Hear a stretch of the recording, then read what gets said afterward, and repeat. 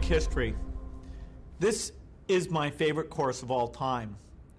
In fact, it's a very special course because it creates a framework for so many of the things you'll learn in other courses.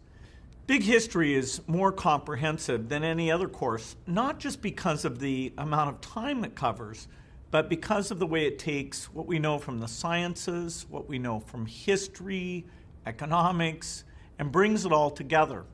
When I took Big History, I felt like I knew a lot of the individual things already. I knew a bit about biology, a bit about physics, a bit about how civilizations had more specialized roles and that populations had grown over time. But I'd never seen it all put together. So the reminder about the elements, the sun, the planets, early life, and how it went for so long as being single-celled, and then we had this explosion of multi-celled animals. The early human history and what we now know about that, very up to date.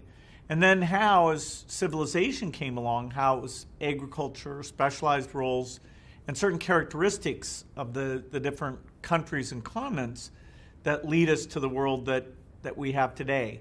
So it put it all together. It made it all make sense. And in fact, it made me feel bad that I hadn't seen a course like this when I was young. I think I would have known a lot more, been able to connect knowledge in ways that I just wasn't able to do. And so I got excited about, hey, this is a course that everybody should get the benefit of. In many ways, what you'll learn from Big History is just the starting point. You'll want to get more in depth on these various knowledge areas, and you'll want to start to form your own ideas. When we think about rising incomes, longer lifespan, our ability to treat people in a just way, to move from just our family or our tribe out to not only the country level, but to thinking about humanity as a whole, and yet, given the scale, how do we address that? How do we organize to solve problems in that way?